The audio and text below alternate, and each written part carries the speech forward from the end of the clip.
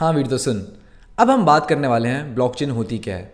And don't expect it to get much complex, क्योंकि यहाँ पे हम माइनिंग क्या होती है, SHA-256 क्या होती है डिस्कस नहीं करेंगे, उनके लिए सेपरेट वीडियोस आएंगी। इस वीडियो में हम वेगली डिस्कस करने वाले हैं ब्लॉकचेन है क्या, उसके यूज़ केसेस क्या है, उसकी वर्किंग क्या है। ठीक है, अब अगर एक वन लाइनर में हम बात करें, blockchain is a distributed immutable ledger which is completely transparent. Blockchain is a distributed immutable ledger which is completely transparent. अब इसके अंदर मैंने 4 शब्द यूज करे, distributed, immutable, ledger and transparent. अब इसको एक स्टोरी के थ्रू समझते हैं कि 4 शब्द क्या हैं और वो कैसे ब्लॉकचेन को डिस्क्राइब करते हैं। मान लीजिए एक किराना स्टोर है जहाँ से आप रेगुलरली अपना राशन आते रहते हैं। अब आप इतना रेगुलरली, इतना फ्रीक्वेंटली जाने लगे तो उन्होंने आपका एक खाता ही बना दिया कि आप महीने टू महीने पे करो छोटे छोटे सामान को। अब आपका बेटा गया 10 रुपये का चिप्स लेने, अब उसके पॉकेट में पैसे नहीं थे तो उसने लिखवा दिया कि हाँ पापा आके पे कर देंगे। तो कई जगह, कई फैमिलीज में बहुत कॉमन है और कई स्टोर्स में ऐसा बहुत फ्रीक्वेंटली होता भी रहता है। पर ये जो रिलेशनशिप है शॉप ओनर का और आपका, ये ट्रस्ट के बेस में है कि आप उसको ट्रस्ट करते हो कि वो कुछ खिलवाड़ नहीं करेगा और वो भी आपको ट्रस्ट करता है कि आप एंड ऑफ द मंथ पे कर दोगे।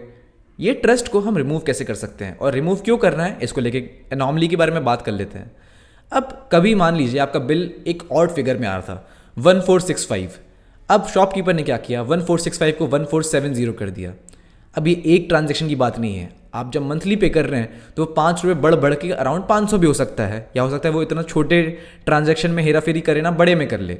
तो आपको बेसिकली ज़्यादा पे करना पड़ रहा है एंड आप उसको ट्रस्ट करते हैं तो आप कभी उससे पूछेंगे भी नहीं कि रेक्टिफाई नहीं करेंगे, अरे हाँ होगा चलो इतना ही होगा क्या कर सकते हैं। एंड अगर आपको पता भी चल गया कि इतना ही है तो आपके पास कोई प्रूफ नहीं है। सबसे बड़ी बात, अगर आपको मालूम चल गया नहीं यार ये तो बहुत एक्सेस में ज़्यादा आ रहा है, बट आपके पास प्रूफ क्या है। अब यही चीज़ अगर ब्लॉकचेन में होती तो कैसे वर्क करती। सेम एंट्री की गई ब्लॉकचेन में।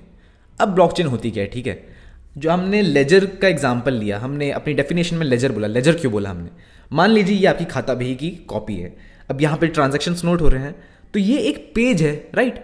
एक पेज में हम ट्रांजैक्शंस नोट कर रहे हैं, बट यही पेज ब्लॉकचेन में एक ब्लॉक होता है।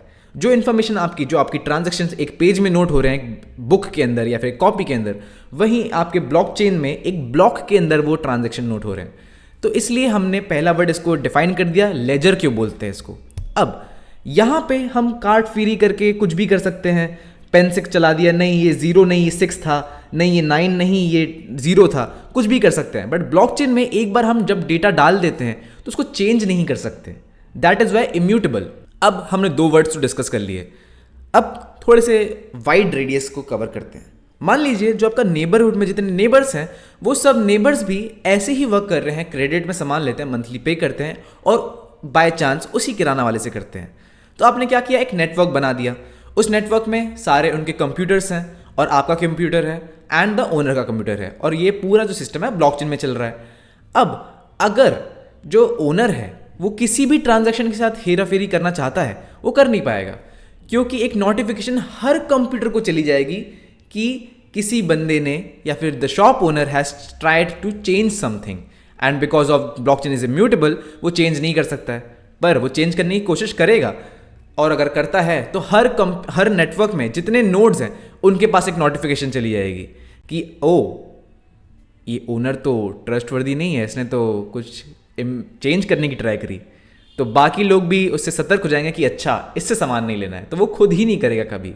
इसलिए हम इसको कहते हैं इम्यूटेबल, लेजर एंड ट्रांसपेरेंट। अब डिस्ट्रीब्यूटेड क्यों, डिस्ट्रीब्यूटेड इसलिए कि आपकी जो इन्फॉर्मेशन है वो सिर्फ आपके कंप्यूटर में नहीं है, बाकी लोग की भी कंप्यूटर में है। कि आपने ये सामान लिया, ओके ये मेरे में नोट डाउन हो गई, तो ये जो इन्फॉर्मेशन है, जो ब्लॉक है, सिर्फ आपके नेटवर्क में नहीं है, वो नेटवर्क के हर नोड में जा रही है। नेटवर्क के हर नोड से आई मीन नेटवर्क के हर कंप्यूटर में जा रही है। तो आपके कंप्यूटर में भी वो इन्फॉर्मेशन है, ओनर के में भी वही है, शॉप किराना के ओनर जो है उसमें भी वही है, जो नेबर्स हैं उनके पास भी वही है। पर ये जितना भी डेटा है ये इनक्रिप्ट होके जाता है, तो उनको पता नहीं आपने सही में क्या लिया है।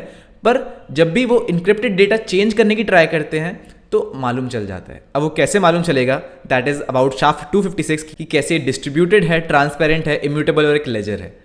अब जो ब्लॉकचेन है और जो Web3 है इसको हम लोग बोलते हैं डिसेंट्रलाइज्ड। अब डिसेंट्रलाइज्ड क्यों बोलते हैं और कैसे? डिसेंट्रलाइज्ड इसलिए बोलते हैं क्योंकि कभी भी अगर आप जॉब करते हो, अगर आप कहीं भी वर्क करते हो, तो हर जगह क्लाइंट एंड सर्वर रिलेशनशिप चलता है कि क्लाइंट ने कुछ रिक्वेस्ट किया, सर्वर ने रिस्पॉन्स किया। इसको रिक्वेस्ट एंड रिस्पॉन्स रिलेशनशिप भी बोलते हैं। तो ये चीज़ ब्लॉकचेन में नहीं है, क्योंकि वहाँ पे कोई मेन अथॉरिटी जिसको हम सर्वर बोलते हैं वो है ही नहीं।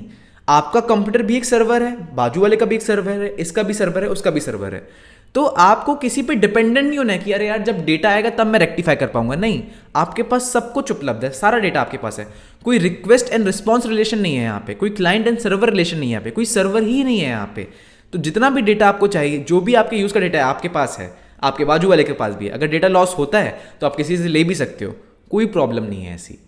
That's it. इसलिए हम इसको डिसेंट्रलाइज्ड भी बोलते हैं।